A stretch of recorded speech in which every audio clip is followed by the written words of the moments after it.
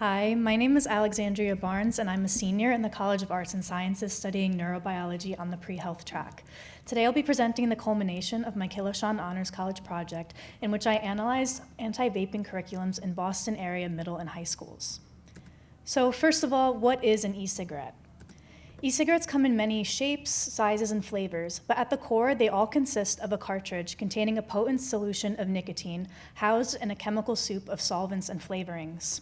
The solution is heated by a metal coil, which is supplied by a battery and inhaled through the mouthpiece. These are three of the most popular brands of e-cigarettes in the US, namely Elf Bar, Juul, and Vuse.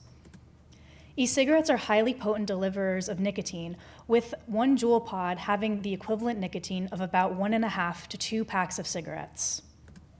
Some e-cigarettes, like Juul, resemble a USB device, making them inconspicuous and relatively easy for adolescents to hide from their unknowing parents. While other e-cigs, like Elf Bars, lean into their brightly colored packaging and dangle enticing flavors to adolescents such as rainbow candy, blue raz ice, and many, many more. These big e-cigarette companies hide their products' toxic effects behind pretty colors and tasty flavors. Masterful marketing indeed. But what is the big deal about e-cigarettes anyway? Well, nicotine, the main chemical found in e-cigarettes, is one of the most powerfully addictive substances in the world. It physiologically changes the way neurons, which are brain cells, in your reward circuit fire, causing an increase in an important signaling molecule called dopamine.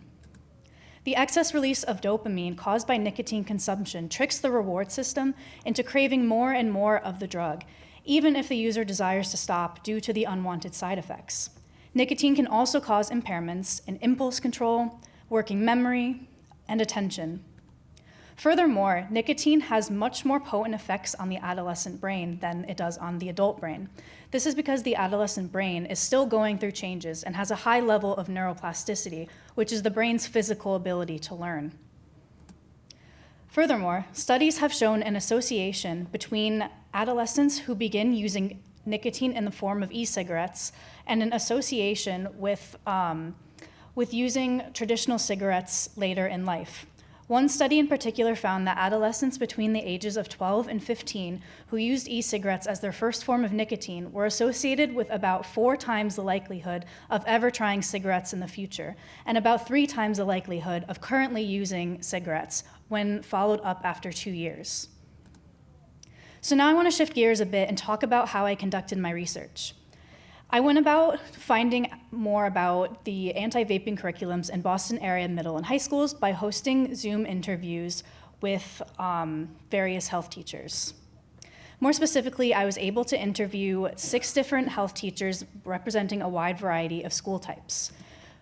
2 of the teachers were based at a single public middle school, 1 teacher is based at a public high school, 1 teacher was based at a private high school, and 2 teachers were traveling health teachers, based at 6 and 4 elementary, middle, and high schools, respectively.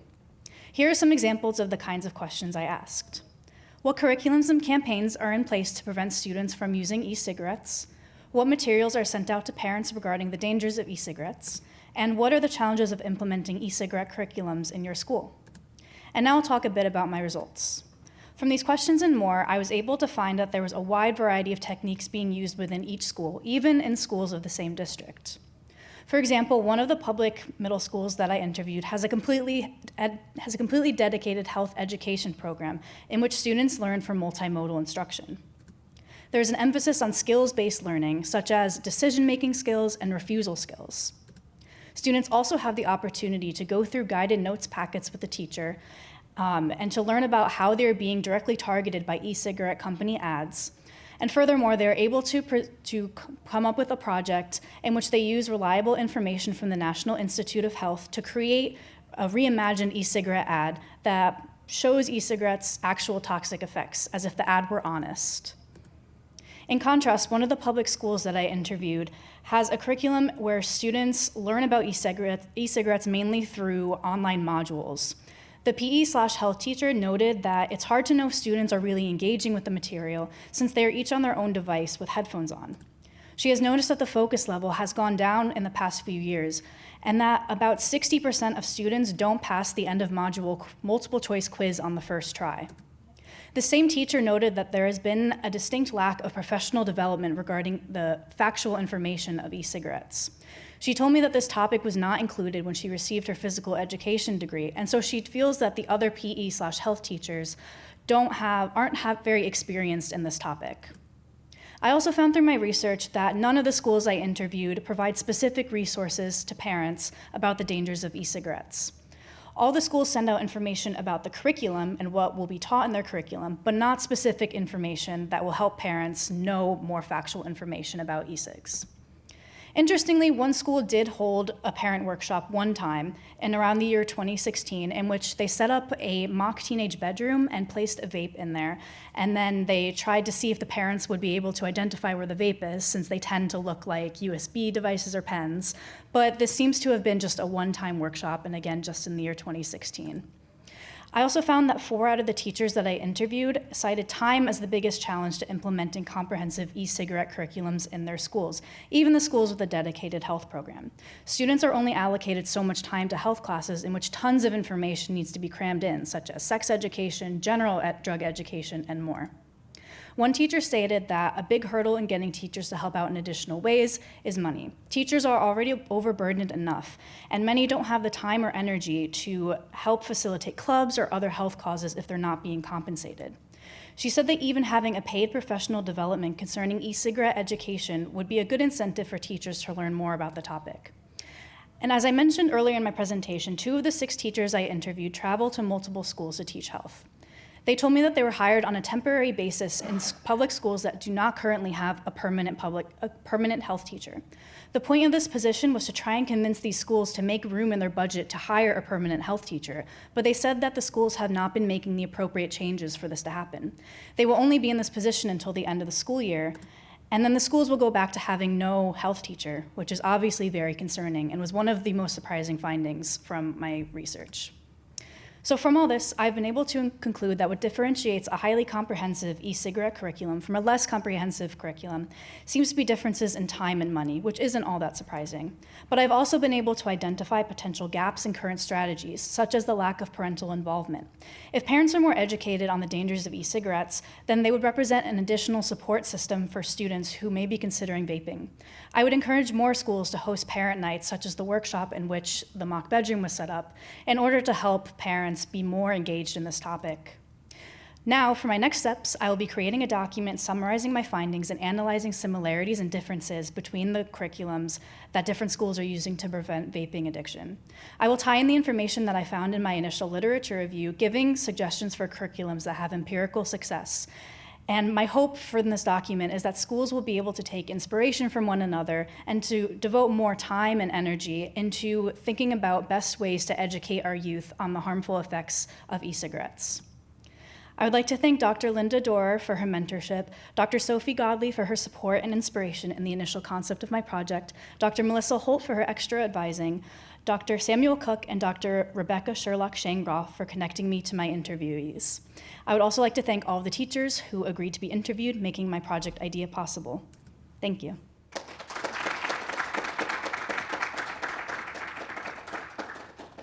Does anyone have questions for our final presenter?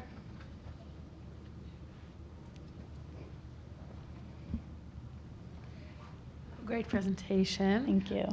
But since we were in high school, maybe this is gonna sound scary, but 5 years ago, how do you see how it kind of differed? Is it worse now, the use of e-cigarettes, or is it kind of the same? It's just there's more people trying to do something about it. Do you see a difference? I think it just fully depends on the school, because some of the schools I interviewed actually. So one of the schools I interviewed was a private high school, and they have a lot of international students, and so they're less indoctrinated in this vaping culture that the U.S. kind of is. And also, the teacher said that he feels like there's less of an environment of peer pressure in that school, and they don't feel the need to do it to be cool. Whereas in other schools, some of the teachers said that they catch students in the stairwell vaping. So it's just really different at every school, I think. There was definitely a big boom in e-cigarette use in like 2017 to 2018 when they kind of really hit the market.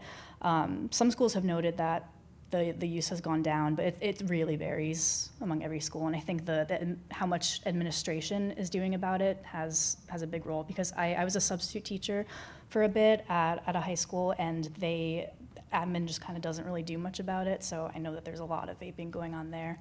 So yeah, it really depends. Thank you for your presentation. It's hard to predict what parental turnout might be at after-school workshops and these kinds of things, so I'm curious if you could speak to options for asynchronous parental engagement rather than synchronous engagement. Yeah, one of the schools has a social media page that's like kind of health related, so maybe it's a potential for more schools to adopt this kind of social media outreach so parents can at least be in the loop a bit more, and just maybe send out information through emails and that kind of thing. But yeah, you're right that time is limited for everybody. Hi, really good job. I was wondering, so from what I've seen, a lot of the information that's being provided to both students and parents, if there is any, is about preventing the usage of vapes, but I was wondering if there's any resources available for students who have already started vaping, probably because of peer pressure or other reasons, who are now trying to stop and they just don't know how, and they're too afraid to go to their parents or something. Yeah, that's definitely a great question. I think there's multiple aspects of the issue. There's the prevention, there's the once someone started, and then there's keeping them from relapsing again. I really focus more on the prevention side of it, so I don't know much about the resources to stop, but I think that's more of like a therapy could help with, like some sort of cognitive behavioral therapy. I'm sure it could be helpful, and having trusted adults in a school building that students could go to try and reach out for help, but that's definitely another big part of the issue. Great job, Alex. I wanted to pick up on a point you made in the early part about the advertising of vapes. And I just want to be clear. If you can't sell cigarettes to teenagers, you can advertise vapes to teenagers? Or did I miss something there? Saying that it's advertising to them, it's not like maybe factual, but like you can see that the bright colors and the flavors, that's just more of a thing that kids would want, because I don't think any adult is really picking up Blue Raz Ice.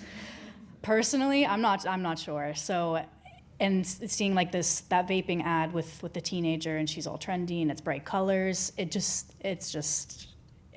marketing, but like they want kids to be using it. So is it that there's just a time lag here for somebody to catch, I don't know who polices this, but to say, no, you cannot have this advertisement because it is targeting teenagers. Is that? Yeah, in Massachusetts, they're not allowed to sell flavorings. So, in different states that haven't caught up, they're still able to sell like the Blue Raz Ice and the rainbow candy, but here you can only get menthol. So it's also just difference between states, I think. Okay. Again, great job. Thanks. Thank you. I don't know why I'm raising my hand. I have a microphone. I think, not to steal the final question, but this might be all the time we have left. I'm curious what your thoughts are. There was I think it was a Supreme Court case regarding the marketing of Juuls specifically to underage students. And do you feel like that has had any effect on curricula or any effect on student vape usage? Or do you think that, given there's obviously a thriving underground market for children, that it really didn't have any effect?